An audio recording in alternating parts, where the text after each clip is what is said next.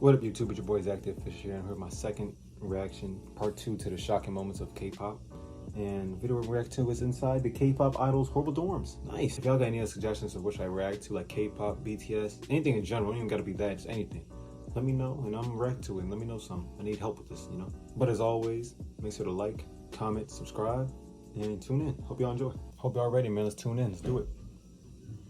Among many other things, K-pop idols are known for their style of living. Most of the time, the artists live in a huge dorm, and while a lot of these are good places to live, some groups and artists weren't so lucky. In today's video, we bring you the worst dorms idols had to live in, surrounded by garbage. This dorm might be the dirtiest girl group's dorm ever. Miju from the group Lovely shared that living in their dorm severely affected her immune system, which only got better when she moved out to live on her own in 2020. According to Miju, all members used to be very busy, and there was no time for them to clean their dorm. As a result, their dorm became a dirty and horrible environment. At one point, their dorm was so messy and dirty that if they wore white socks, they would turn black immediately. The worst room in the dorm was undoubtedly their kitchen. According to Miju, the members didn't have time to wash the dishes, so dirty dishes started to pile up. The whole place stunk because of their food waste that would rot as they didn't take out their garbage. The kitchen used to be so dirty and smelly that the members couldn't cook food anymore. Once Miju disclosed this information, the netizens became shocked. Girl groups are famous for their clean and pristine image and looks, so hearing an actual girl group member talking about how awful their dorm is was a surprise. On the other hand, we all know how busy and stressed out K-pop idols are, and they only get a few hours of sleep sometimes, and it could be really difficult to keep their place tidy and clean. Thankfully, the girls are now living on their own in much better conditions than before. Inhumane living conditions. That's tough, bro. That's understandable, though. That's tough.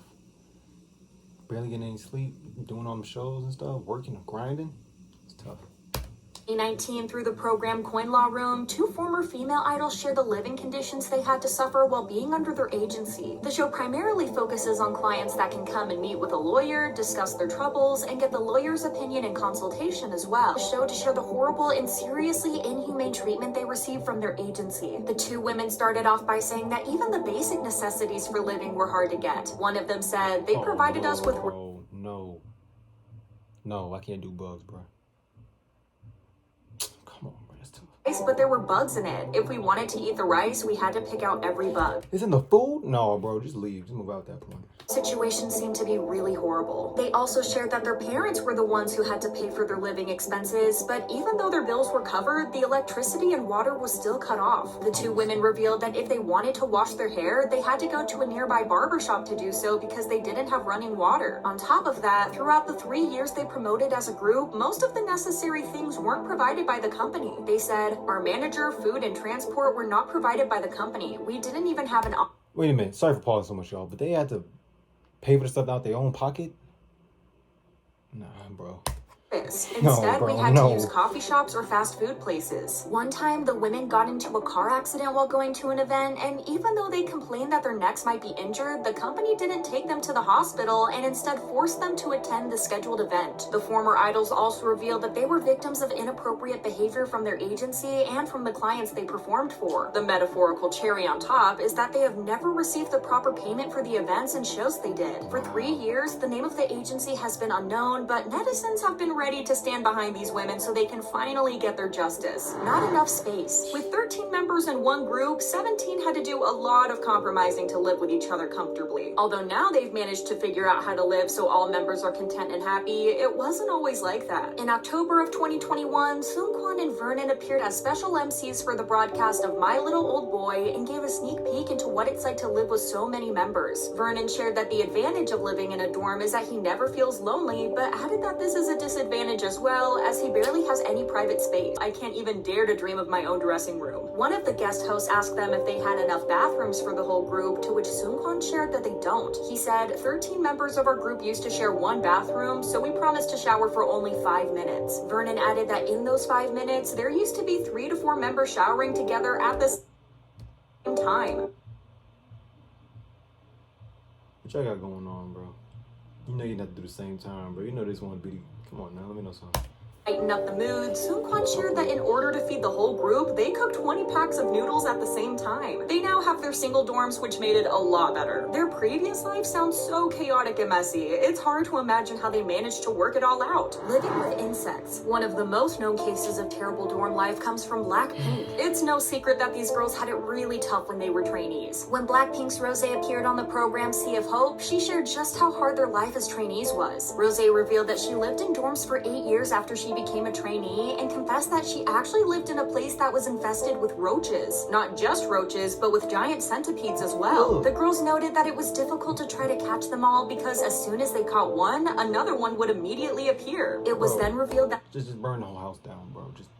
Lisa was brave enough to catch the insect with her bare hands. They added that they would catch them on a piece of paper and send them outside. House of Horrors. Back in 2019, Uyup and Taeson from the group TRCNG filed a lawsuit against their company, TS Entertainment. According to their lawyer, the two members requested a termination of their exclusive contract in November, and the reason for that was the lack of management's responsibility and a lot of other issues. They filed a complaint against TS's director Park Sang-hyun and 2 other employees and revealed that Park Sang-hyun forced them to practice without any sleep. The members shared, Park had the members practice choreography from 5 p.m. to 5 a.m. the next day without sleeping, and we had to make it to the agency by 10 a.m. again. Because of this, they had to drop out of their school and attend a different school that was closer to them. But this is just the tip of the iceberg. Their story over time became a he said, she said controversy, and so the 2 members got together with Dispatch to release evidence to support their claims. Their dorm was a duplex apartment, and 8 members lived in the 2 rooms on the first floor, and other 2 members lived in a small attic room on the second floor.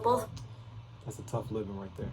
Yup, and Taeson revealed that the apartment was too small for 10 members, their belongings, and basic home equipment. Uyup said, the second floor is basically a storage room. The ceiling is low, so you can't stand up straight. It's not heated well either. We had to live with our belongings, clothes, and equipment cluttered around. That wasn't the biggest problem. The apartment was literally falling apart because it was old and because of the poor maintenance. There was severe floor damage due to a water leak. Their electricity and water was oftentimes cut off as well because TS Entertainment failed to pay utility bills. Uyup claimed that unpaid bills were a common issue at their agency. Uyup added, in January of 2019, our boiler was shut off. 4 to 5 of our members caught a severe flu, so we washed and slept at the sauna instead. When we went to the hospital, we had to pay for it ourselves. Their manager never seemed to remember to help them fix their lighting, and even if Taeson reminded him through text, all he got was laughing emoticons and an empty promise. Supposedly, the lights have never been fixed. When one of the 2 toilets in their dorm broke down, all 10 members had to share one toilet and one bathroom, but that one broke eventually too. After getting no response from the agency, Uyup's mother called the plumber and paid for it as well. The members' moms seem to be the true heroes in this story because they took it upon themselves to fix their broken water dispenser and air conditioning. In the end, the members joined the agency to fulfill their dreams and passions, but the company absolutely failed caring for them and providing them with basic needs. As of right now, TS Entertainment shut down and deleted its website, and the group disbanded in March of 2022 after existing for only 3 years. What do the professionals say?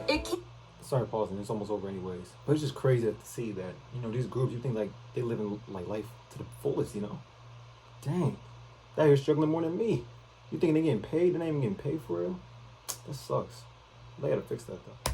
He denied that the situation around idols' living conditions has gotten a lot better over the years. It was recently revealed that the group IVE live in a luxurious and big dorm to accommodate the needs of each member. Netizens were rightfully surprised to see such a stunning and high-quality dorm. While some members get their own rooms, the others share a large room where each member can get their own privacy. Still, some K-pop professionals and researchers claim that it's not always good for trainees and idols to live in a dorm. While many groups look back on their dorm days with happy memories, it isn't the case for everyone. Most psychology professionals claim that any healthy relationship needs personal space and time spent apart. That's impossible for idols that live in dorms. On top of that, idols are usually restricted from socializing outside of their groups and are forced to spend time just with each other. Some professionals think that it's about time that companies either abandon the dorm lifestyle completely or at least make it non-mandatory. It doesn't seem like this will be changed in the near future, but who knows? As we've learned today, living in dorms isn't always a piece of cake. Let us know your thoughts in the comments below. Thank you for watching. Yeah, that was a good video. That was a really good video.